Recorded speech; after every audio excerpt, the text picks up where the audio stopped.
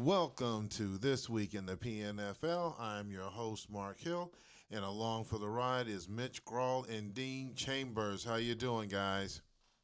Very good. Fantastic. All righty. So the season is over. Congratulations to the New York Jets. I called it early on that they were on a mission, and came true. Really, And Mark? I haven't heard you say that all season. Are I you sure they told were on a you. mission? I told you, No. I told you, I told you. So No. that's the one thing. That's the one positive thing I can say I got right this season. Well, I can say one thing, not that we have predicted it, but we did not have that Giants versus Vikings Super Bowl. Yeah. Hmm. Who called that one? I don't remember a Giants Vikings Super Bowl being talked about. Well, I know No, but somebody was riding that Vikings train this season, Now, and I somebody would was I wouldn't riding have that been Giants surprised. train this season. Well, I mentioned both of those teams because we were on those trains, and those trains ended up being Derailed. derailed before we arrived at the Chicago New York Jets Super Bowl. That's it. So So, as we go what through this, trains are we going to be riding this coming season? Any ideas? um, I don't know. We get we probably should talk about the Super Bowl before we talk about next year. Yeah. all right. We'll Yeah. do that. So we're going to talk about the last game of the season, and then from there we're going to talk about um, in the news within the league. We have a new coach over in Anaheim. We're going to go over some of the off-season things that are happening right now within the league, and then we're just going to kind of kick it around a little bit to talk about any open topics, anything that comes to mind with us. Obviously, the way too early predictions for the postseason. So, if you guys are ready, we are going to go ahead and kick this thing off. So, the Super Bowl has been played, it's over, and you had the New York Jets, top team in the league all season, hosting Chicago, top team in the I guess the top AFC team this season was the Jets. Top NFC team was Chicago, and the Jets took that with a 22-10 victory. We are going to start with Mitch. All right. Well, in the worst weather in the history of Super Bowls, this year's Super Bowl was played in the snow. And, it was tough to see the Chicago team on the field with all the snow and their all white uniforms. But obviously, it did not, I guess, distract the Jet defenders because the most talented defensive front in the league really flexed their muscles and put a big halt on that Chicago offense out there in the Super Bowl. And granted, I am no doubt the weather had an impact, but that Jets defense was just swarming all over the field, both against the pass and the run. Dak Prescott hasn't played a whole lot since the trade to Chicago, but it was probably smart. It was probably a last minute change when the weather came out of snow, being that Prescott spent all of those mini All Pro seasons in Green Bay. But apparently, I guess he forgot how to play in the bad weather. So he had a tough game for the Cardinals.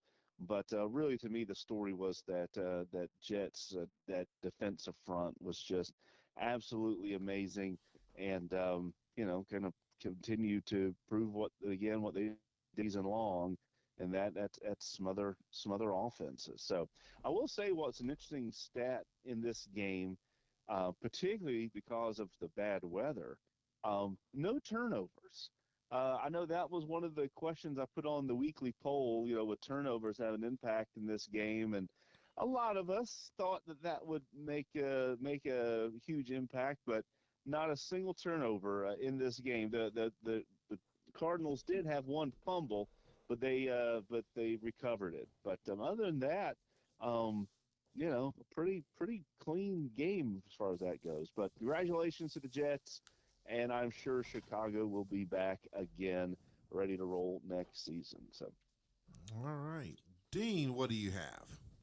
Yeah, I will say if it wasn't bad enough that we played the Falcons versus Chargers Super Bowl in a really nasty rainy game, as Mitch said, we went to the snow here, and the number of rain games and snow games we've had over the last 2 seasons, I wondered if the programmers at Sierra put something in the coding that said when you get into the 2040s and beyond, you're going to have more extreme weather because we certainly seem to, or at least it seems like there's a disproportionate number of like rain and snow games. But regarding the Jets defense, they held uh, Dak Prescott to 194 yards of passing. They and negative 11 in rushing. They held the overall Chargers running game to 96 yards and a total of 282 yards. I mean, they definitely contained pretty well the generally prolific Chargers offense. Chicago. And the Cardinals rather. yeah, Dean, you're still hung up on last year. Yeah, that's right. Super You Bowl, hung man. on last year. Get over that. The Chargers and playing in The Justin Fields just throw another interception. that'd be the 18th interception of the game. The only kind of surprises me, and there were like 8 or 9 of them in that game. Only 2 sacks, 2 sacks Yeah. by the defense. So that's interesting and something that's. But this was, I knew, this is a battle of heavyweight teams, but I just had a sense, even though the score was a little bit more of a margin than I thought there would be a victory, that the Jets were going to be the stronger of the two teams. I just had that sense. I think we all did. We all put our lead pipe lock on the Jets last week, and we went collectively 3-0 on lead pipe locks. We don't do that very often. No. But, congrats to the Jets. It was a solid game. And like you said, the Cardinals, well, the Chargers too, will be back. Yeah. And along with 15 other teams that are going to be doing their best, we have, of course, a new owner who has joined us as well. So we'll talk about more about that later. All right. Well, What did you think of the game? Well, I saw the game. As I watched the game, what really surprised me was Prescott starting. That was one thing that we talked about earlier. With Chicago starting Prescott, but Jones doing what he does. 302 yards, offense on passing, rushing was 125 yards on the ground, compared to Chicago's 194 and 96. You're not gonna, if they're throwing the ball at will, running the ball at will, and you're not. It, there's nothing you can do. I mean, you just throw your hands up and say, okay, what can I do? There was only 2 sacks that was given up by Chicago, but again, I think it came down to the defense not stopping New York's offense. I mean, they just, for all practical purposes, I would say that they did what they wanted to at will. Chicago did have a bend but don't break, but it's just, if you're spending more time on defense on the field and your offense isn't really doing that much, how much of a chance do you really have? And that was the one thing that really stood out to me. But definitely a good win. Was it the fifth or sixth Super Bowl victory by the Jets? And as I said, I knew that when you saw their gameplay throughout the season, it's like, yeah, they're definitely on a mission to prove a point that, hey, I still run this show. So, but overall, I mean, great game, great season. Obviously, the teams that made the playoffs, they're going to say, hey, that's a victory for, they did well. Teams such as myself didn't do so great, but I still have some things that I can kind of look at and build on, as we all do. So, as we talked about in pre-show, best thing about being in the off season everybody is undefeated and everyone has those hopes and dreams for an upcoming season. So I think the competition is getting better, and I think it'll get kicked up another notch next season. So that's my opinion on it. Anything else before we move on to the next segment, gentlemen? I think we're pretty much ready to move on to the next segment. All I righty know. then. Let's press the button and All move right. on. So, as we are moving over to the next segment, as you guys know, or those that don't know, um, we have a new coach in Anaheim for the Rams. I believe, I think Dean says he knows him from previous leagues. New coach Yes. is Nick, and sorry if I hack your name up, Arilano. If it's wrong, please tell me and send it in the email or a group so I can get it right for the next show. Just call him Shuggy. Mark. Okay, Just just call him call it Shuggy. okay, Shuggy. All Yeah, just right. call him Shuggy. Yeah, All that's a sort of adopted name that he Yeah. used to go by in the old leagues. That's okay. the way all knew him. We didn't even know his name was Nick. We just knew he was Shuggy. Yeah, Okay. yeah. He used to run Death Row Records, so Okay. just call him Shuggy. Okay. As long as like Cedric the Entertainer said, just don't call him Delicious. Just call me Yeah, Delicious. yeah. Now he's gonna run. Now he's gonna run Death Row defense, and it's gonna Definitely. be That's your right. offense that Yeah. will be doing time in Death Row. All Yeah. right. Maybe a little pistol starter or something Yeah. like that. So what we're gonna do is definitely welcome him to the league, and you know, hopefully that he likes what we have out here. Hopefully he'll enjoy the competition, and hopefully we can welcome him back in, and Yeah. hopefully he'll enjoy himself out here. Yeah. So um, I think the biggest thing we need to tell Shuggy is don't take anything that anybody says on the forums and or email too seriously, because we all kind of like to poke at each other in this league, and sometimes if you're new, it might look like we're getting a little testy with each other, but we're actually just kind of having fun with each other. So just just join the ride, Shuggy. yeah. And be prepared because he's gonna give you his share of trash talk too. So be ready for that. Oh yeah. All right. Once he gets going, he's gonna he'll give you the business. So Yeah, that's Nice. Mitch. That's his favorite pastime. So when he gets Well, it bored, was it's a like, lot more fun doing that when you're in the playoffs. yeah, have nothing else better to do. So I was like, okay, I got to do something It's not here. as fun when you're sitting at home during the playoff season. But anyway, Yeah. you think we might have a Rams versus Chiefs Super Bowl some season? That'd be kind of fun. Oh yeah. hey, you never know. You never know. Well, definitely. So as again, welcome to the league, and hopefully you enjoy yourself out here. And definitely, I'd say it's definitely a new brand from the leagues that I've been in. I think the two other leagues that I've been in. So this is definitely the best one that I've been in so far. So pivoting over to our next segment here, or the next portion of the middle segment.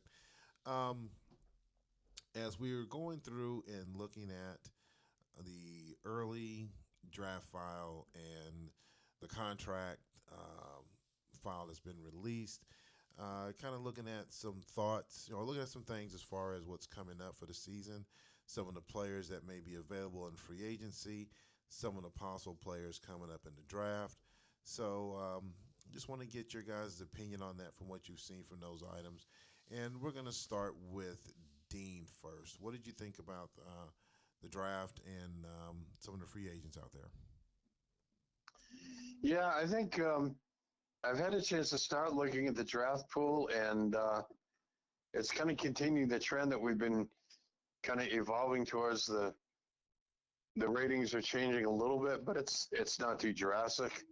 Um, some of the positions might be a little weaker, a little stronger than last season, but you have to scout the draft pool and figure out what you need and figure out where there's more talent or not as much as you would like, and make your decisions as to what you're going to try to go for with the picks you have. And we do that every season. And I think it will be a very interesting draft as it was last season. I think it will be this season as well.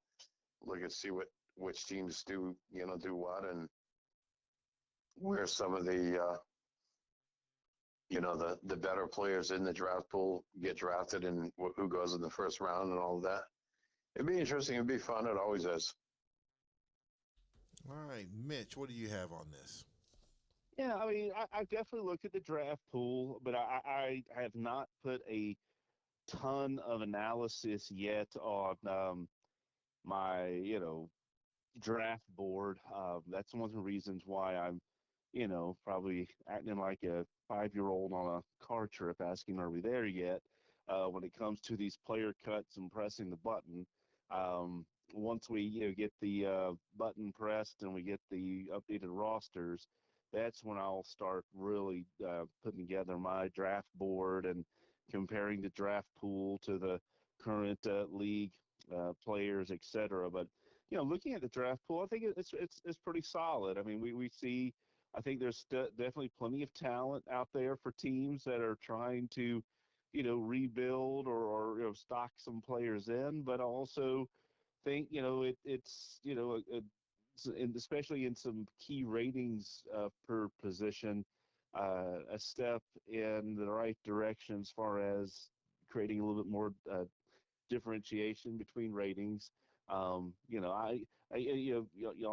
have heard me talk about it enough. Y'all know I'd love to see even more differentiation, but I think it's a step in the right direction. So no gripes or complaints here. I think it'll be interesting though once we get the post button rosters and we see the retirees move on, and even some of those players that got cut that weren't on the physical list. Some of those will retire, and I don't think we're bringing them back anymore. So I'm really anxious to see what the pool looks like as a whole post button, and what do you call it? Begin that draft pool build. So um, that's right. That's my thoughts on that, Mark. All right. So, like I said, what my little take on this is that lot of potential out there. I think Mitch, we discussed a little bit as well pre-show along well the three of us, not being too hasty as far as looking at um, how you're going to rebuild yourself through the draft. Look and see what happens after the button's pushed, and look and see what's out there on the market, so you can fill your role and fill the gaps on some of these guys that are due for contracts. Which ones you're gonna let go, and then bring some new ones in. I know that there's some coaches out there that have just said, "Hey, I just keep what I have and just rebuild from the draft and don't look at anyone out there in free agency." But I think it was a conversation we had last off season, how pretty much all the players are pretty much even across the board. So if you find someone that can improve your team based off what you have currently on your roster, if there's someone that's better out there, you pick those guys up. If all things are being equal, each person should have 7 people to pick up in the draft, unless you're Detroit that had, what was it, 18 players that he was able to pick up in the draft last season. Uh, so that's a little The bit. Raiders took quite a few players in last year's draft. Yeah. Yeah. So, for me, I think it's best, and like some of the coaches out there are probably going to look at just the draft only, but kind of look at both of them. Don't discount those guys that other teams have put out there, Hey, because Mark, are you fading out? Are you doing a fade out on the thing? Because we're no, losing you a little bit there, buddy. nope. I'm still here. I'm still here. Okay, there. Now I hear you. I'm Now still I hear here. you. I haven't gone Okay, anywhere. it was kind of declining a bit. Yeah, Ah, there you go. Now it we got hasn't you. gone anywhere. All right. Gotcha. No, I'm not. I'm not doing the what was it, the quiet storm that they used to have back in the day, as they start talking, and it's nighttime, and Yeah, you're on a quiet storm. Well, I thought maybe you're about to do a Mitch McConnell and just stop talking in the middle of your Oh conversation. no, I'm not. So, I'm not gonna lock up. I'm not locking up. I'm not gonna have that yeah, glitch. yeah. Okay, all right. Just making sure. I didn't want to. No, That good call. don't get me to Good call call a though. doctor. Good call. I don't want to. Yeah, Now I'm looking at the yeah, levels. I don't want the levels to be too high now. So yeah, yeah, yeah. post So, production can be a Yeah, we little. might be getting older in this league, but I don't yeah, think any of us are yeah. Mitch McConnell's age. What is No, he, like 125 years old now? somewhere up there. Yeah, maybe. But you I know, think he was in the. I think he and Biden were both in the Continental Congress together. So, probably. But you yeah. know what, Dean? Yeah. Here's the funny thing I think about it, Dean. Now, out of all the shows that we've done, who's the one that always has the lowest voice in playback? Oh, it's usually me. Yeah, I think we It's know the usually answer. me. Yeah. Exactly. So Yeah, now, but I don't hear myself during the show, but I can hear you. See, if you would okay. tell me during the show to talk up, then there you Well, go. I'm over here Yeah, trying to multitask, Yeah, so yeah, I'm trying to yeah. those multitask. guys could bring back that old Ronald Reagan line. He said, I knew Thomas Jefferson. He was a friend of mine. Yeah, he's a friend Yeah, of mine. That's right. He was a yeah. friend of mine. Well, Knowing Mitch, he's probably knows King not to veer Louis. too far off, but speaking of old politicians, I did read an article or see an article today about I think Dianne Feinstein has now just signed over a power of attorney to her daughter, but yet is refusing to give up her seat. So Yep. there you go. Yep. There's where we are in our political situation right Oh, now. So okay. yeah. I gotta hop But on let's this. not digress. That's enough I politics for this No, I show gotta hop tonight. on this train real quick. I do believe that there should be an age limit. I mean, usually when you get into your 60s, a lot of people are talking about I want to retire. You have these guys that are 80. Uh, Strom Thurmond died while he was in Congress. It's like, okay, guys, there's a limit. You need to go. You've made your rules. You solidified your legacy. You've made your money. Move on and let someone else come in. I mean, just yeah.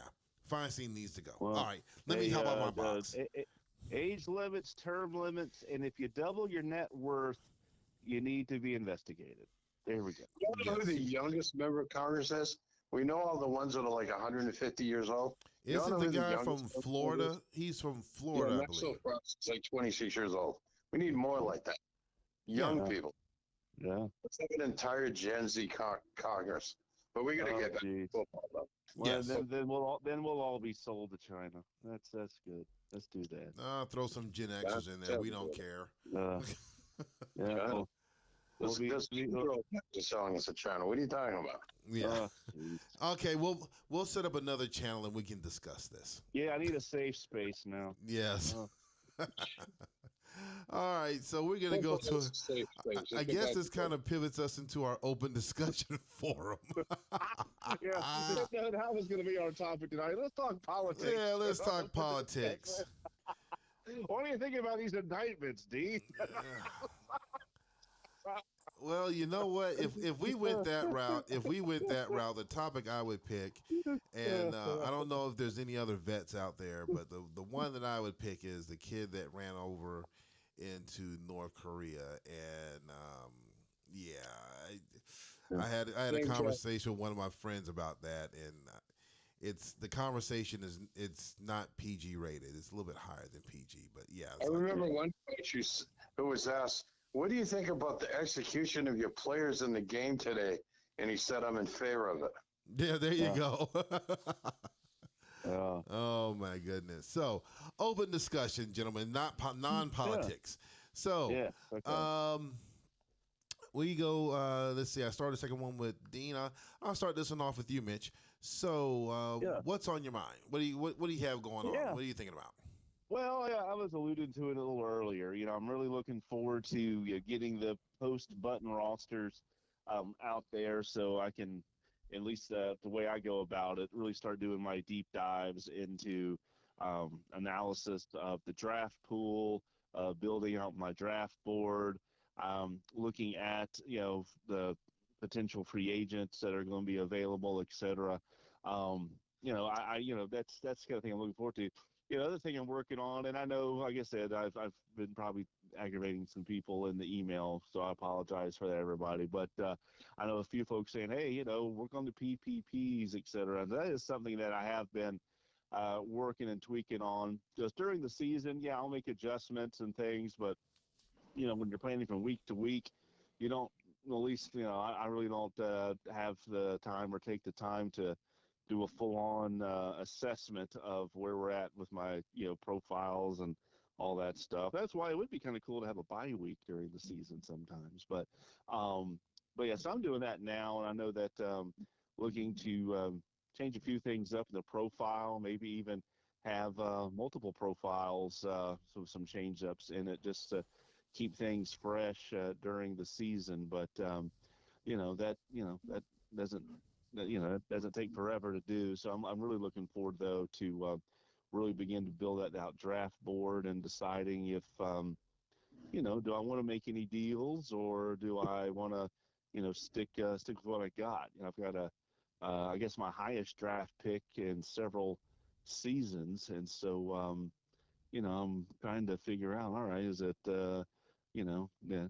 Do I only need one player here, or should I try to draft fall back and pick up a handful of second or third round picks and build out a little depth. So I'll know that once I start getting all my analysis built out. But that's kind of what's on my mind and what I've been working on here for the last few weeks as we're going through the playoffs. Okay. What is on your mind, Dean? What you got?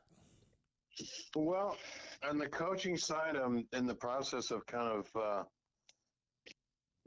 redesigning, revamping a bit my game planning process to be more preparing for games this coming season, and looking at a lot of things that have been doing as far as you know a lot of it is dealing with game plans and profiles and less focused on plays, but I will have some plays in development. And on the GM side, an active offseason as usual. I'm going to try to make some moves and try to look at making a bit of change. And I'm not going to do a major, roster shuffle or, you know, kind of like what Las Vegas did last season and what Detroit has done at times. I'm just looking to gradually evolve, get a little bit younger, and my roster has gotten a bit younger the last couple of seasons. I was looking at the roster file, and my roster appears to be like the fourth youngest team. The youngest by far are Detroit and Las Vegas, and there was one other team that was just slightly younger than mine. So that's improved. My team was a bit aging after the big trade that I made with Detroit 2 seasons ago. So looking to make some moves and try to trade up a little bit in the draft and get some key spots filled on the roster and be ready to try to be more competitive into this season. I think last season, the first 6 weeks of the schedule looked to be games that should have been winnable, and I started off the season 2-4, and then what was brutal, I had a 4-week stretch where I played the Chargers, the Chiefs, the Cardinals, and I think the 49ers were the other team. And I believe I went 0-4 during that period. And that's what didn't quite knock me out of postseason, but came pretty close. I had a slim chance at the end, but it's tough to make it a postseason when a quarter of your season, 4 games, you just go 0-4. I definitely need to look at some things that will put me in position to do much better. As you said, the off season is a time of optimism. We come up with ideas. I'm going to do better at this and do better at that and do some things differently. And, it's, and everyone else is, reassessing and trying to get ready for the season as well. So it'll be a really good season. It's never boring. I can tell you that. What are you looking at this off season with your team? What I'm looking at right now is seeing what changes I can make on the roster. As I mentioned earlier, um, in the past, I've just looked strictly at the draft only, and then, well, primarily, and then looking at the waiver wires or free agencies a little bit later. Um, I think I'm gonna do it a little bit different this season. As we talked about before, pretty much. You might want to have your intern check your microphone again. Yeah. Well, let's see if I can raise this up a little bit. So I think what I'm gonna do this season is Much better. have the do some more evaluations on the players that are out there. And I think, as we talked about before, for the most part, the parity amongst the players are pretty much even across the board. The only thing that's going to be different is your play calling and your profile. So it's kind of nitpicking on finding out where you can find those advantages. Anything to make your team a little bit better. Um, I looked over everything that I've done this season. There were some games that were close. There were some games, not too many games that were major blowouts, but a lot of them were close, say within 10 points or 12 points, something like that. Something easily could just turn around. Just one or two plays could have made the difference. So trying to look into that a little bit more, and I think the players kind of put that in there. And I think Mitch had showed me, I think it was last season or season before, where you have a player that's like 1 to 2 points lower than the guy on the opposite side of the ball, and those 1 to 2 points can make a major difference. So just trying to evaluate that a little bit more, look at the other teams and see how each of their positions stacks up against mine. I think either Mitch or Richard might put. They usually put out a little chart that says, okay, each team and how each one of their positions ranks amongst the other teams.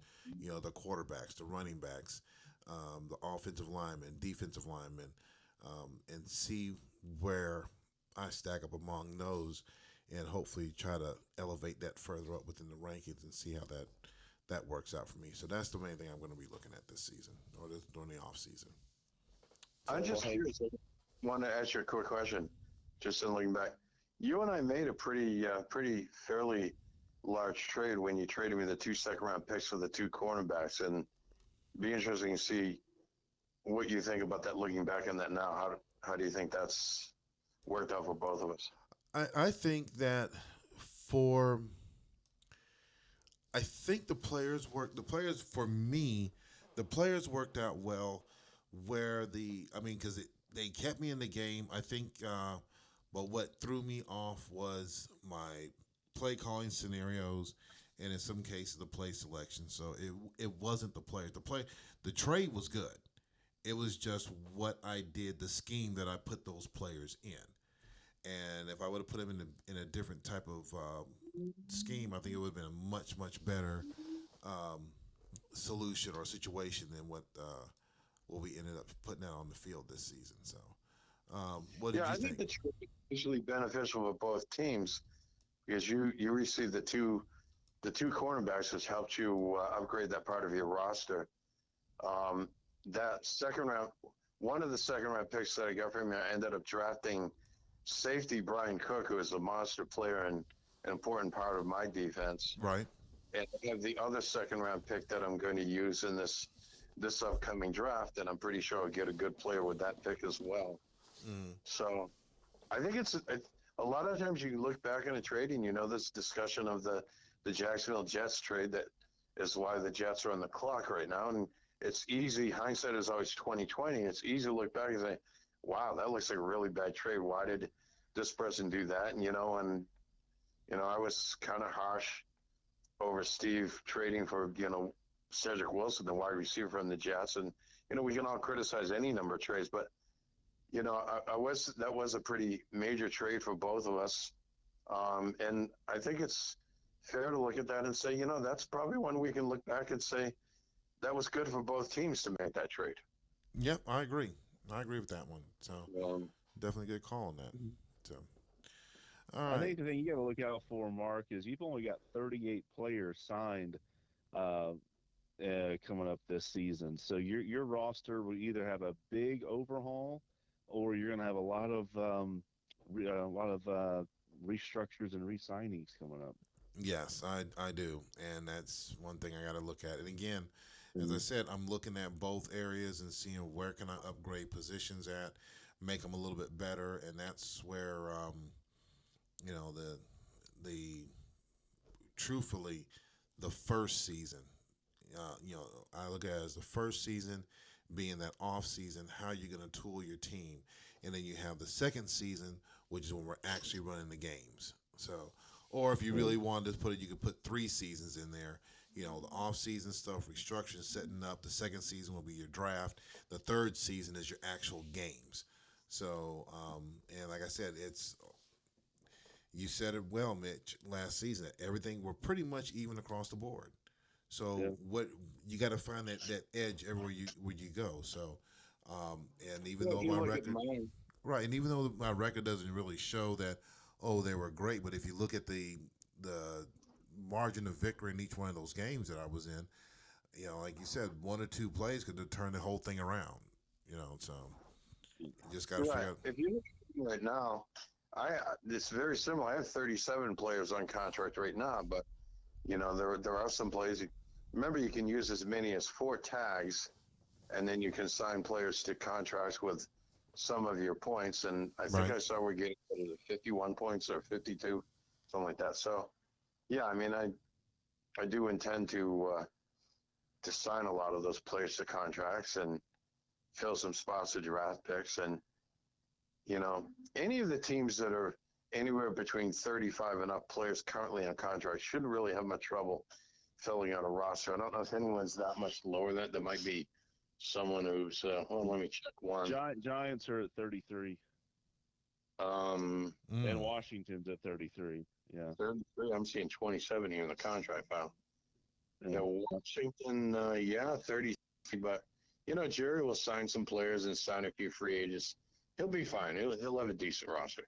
And Yeah. on the flip side, Las Vegas and Detroit had the most players signed for the upcoming season at 51 and 50, but that would make sense since they've had so many draft picks with those long-term contracts. So, Yeah. Right, 49ers at 38 signed, yeah, and yeah, Chicago has 40 signed.